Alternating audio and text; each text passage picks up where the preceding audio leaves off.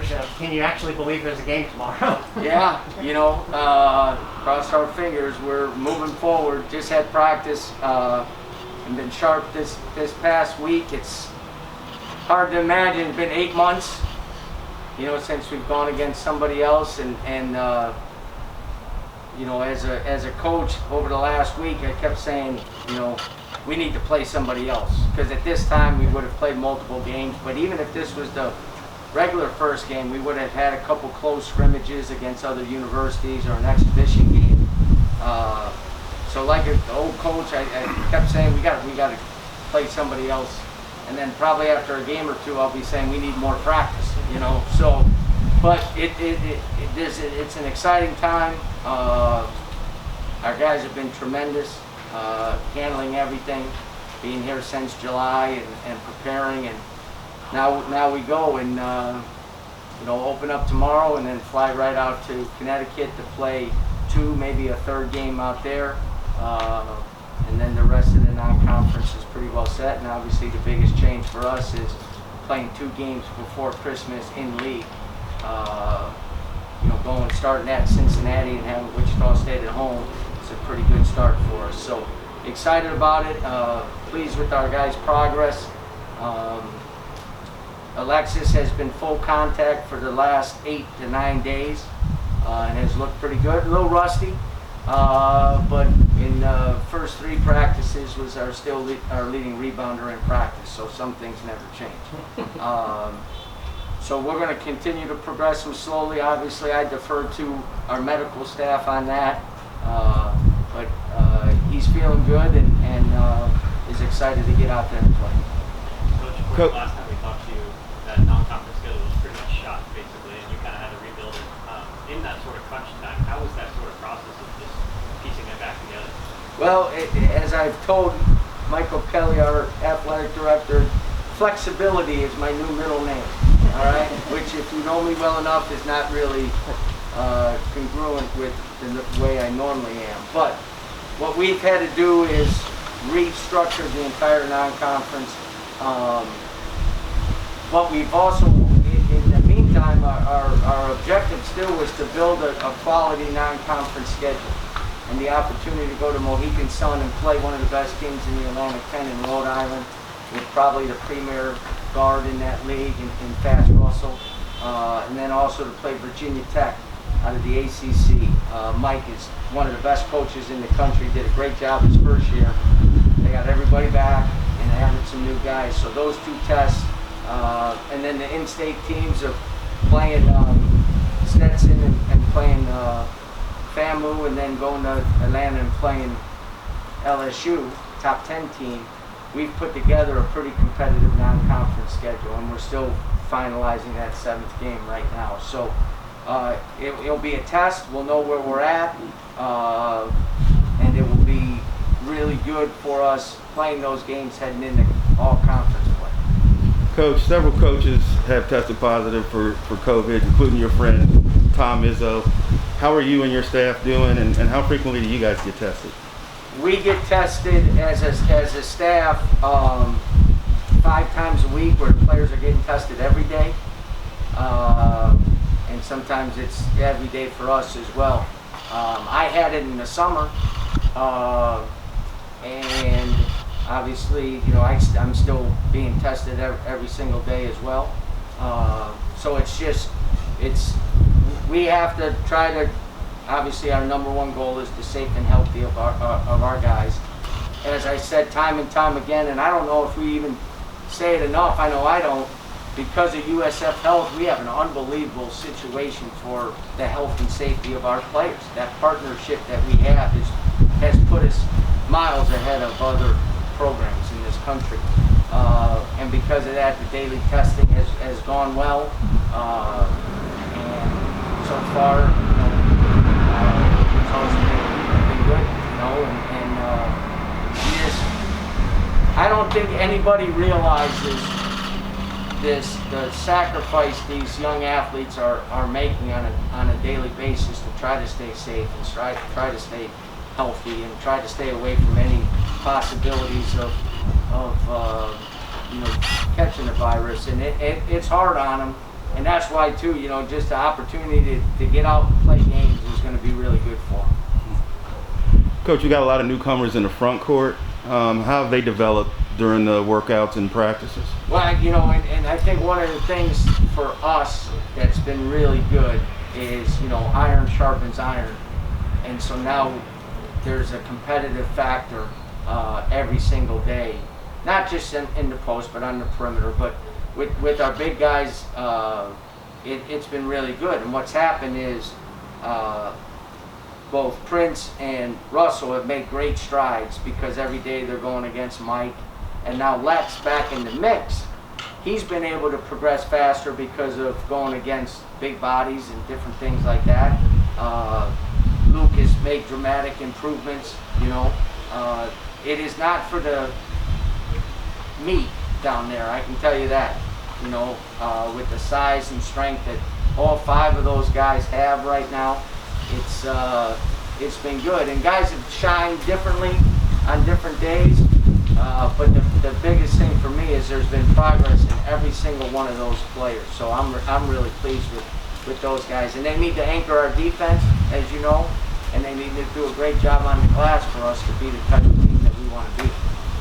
Hex obviously started a lot of games down the stretch last year. I think 11 starts down the stretch. Yep. But how has he developed as a point guard and kind of taken the next step to be the starter full time? Well, I thought he had as good a summer as anybody else. Now, he's been sidelined, banged up a little bit, and started back in practice just a few days ago. And he looks good. He knows our system. He's our best communicator, offensively and defensively. And what it does do is it lessens the burden on David and JB, and then obviously it lessens the burden on Caleb Murphy as a freshman to have a guy that he can play with alongside him, but also learn the system and the nuances of what we're trying to get done. So again, as I said earlier, I think having him around has sped up the process for some of the younger guys, including, and I mentioned it in the past, Jameer Chaplin's probably our most improved player, but having that type of competitiveness every single day has really accelerated progress among some of those guys who maybe didn't play as much last year, or guys that are going to have to play bigger roles this year. You mentioned Jameer again. I'm thinking about the lineup, and JB, has he become a 3? It's just a 3-guard approach to the line. Yeah, I think now in year 4 we're able to maybe not be restricted in what position or how we do things. In the last couple of years, LaQuincy used 80% of the ball screens, or that point guard position did, and then David another 20 to 30%. Now I think we're able to mix that around a little bit. And then the other thing that happens is once a play breaks down, to be able to make plays, now you have multiple guys out there, and it's good, with Lex and Prince is getting better at it. And now you have a 4th. Anytime you have a 3-man that can handle the ball and make plays off the dribble, and a 4-man that can take care of the ball and also help facilitate the offense, offensively you become much better. And we're getting to that point. Looking ahead to tomorrow, in 8 games, Florida College has played exclusively man defense, but with your size and their lack of, got to think you're seeing some zone tomorrow. How do you feel about your zone offense at this point? We've probably worked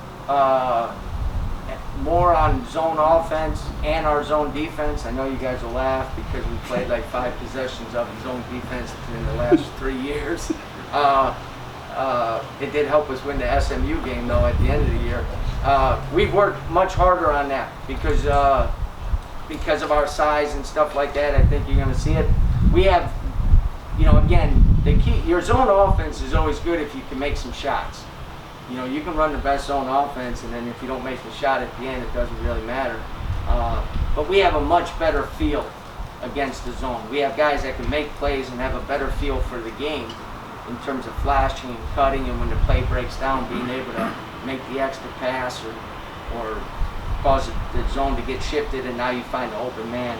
So I think we'll see some tomorrow for sure, and I feel pretty confident in our ability to attack it. Now, our best offense sometimes will be the missed shot and then go up and get it. You know what I mean? Because we have a chance, if we go and play with the energy we want to play with, to be just a tremendous offensive rebounding team. You know, because we have size, but we also have JB and Chap and David Collins from the perimeter that could be very, very good offensive rebounds for us. Is efficiency really the final step that DC's got to take in order to be considered one of the best guards in the country? Yeah, that is, and I think that consistency, because there's been games he's been very efficient, you know, and that's, you know, that goes to shooting percentage, 3-point field goal percentage, free throw percentage, and assist to turnover ratio. And his numbers in practice have been dramatically higher after 30 practices this year than they were last year. And you know, the one of the biggest things, he's obviously the best in our league, in the history of our league, in terms of getting fouled. Okay. The next step is when he's off the ball to be thinking shot as much as drive, and I think he's dramatically improved in that area. So I think you're going to see a much improved David Collins, and that the efficiency is his biggest hurdle, the last hurdle that he needs to clear. After having seen what football's gone through with the quarantines and taking things week by week and games getting postponed, are you kind of tapering your expectations as to how the college basketball season is going to go? No, you know, and that's a great question. I think you taper your expectations are, will we play every game that's on the schedule? You know, but I think one of the biggest things that we did from day one, a little over 3.5 years ago, was our expectations is to compete every day, improve every day, and continue to get better. The games are great, but for 340 days a year, you're not playing games, you know. So, and that's where our guys have been really, really, really good. Just in terms of every day you're making an investment in yourself, in your future, and in this program. Will there be disappointment when games are canceled or postponed? Yes. But the one thing I talked about, the flexibility, we got to be ready to pivot. And if we're getting ready to play Team A and they can't play, and Team B can play, and we need to make an adjustment, then we got to be able to do that. And that's also now where you stick to your core values and your principles of your program. This is what we do, and it doesn't matter who we play. If we play South Florida basketball, we're going to be in a position to be successful. So that's been preached time and time again, because as you said, there is still so much uncertainty out there that you got to be able to have some things that we are certain about, and that's every day we have an opportunity to get better, individually and collectively. Was having to redo your non-conference schedule kind of the setting of the tone of that? We've got to learn to pivot and learn to be flexible. Yeah, no doubt about it. You know, as I said, we spent a long time getting a really high-level non-conference schedule set up. But there is no time for, you know, being disappointed or discouraged. You got to take a step back, solve the problem. You know, solve the problem. Complaining and making excuses has never improved one thing. So you just take a step back and, like I said, solve the problem. And I think our staff, with, you know, obviously kind of spearheaded with Tom Harry, and we've done a great job of putting us in a position to have the high quality non-conference.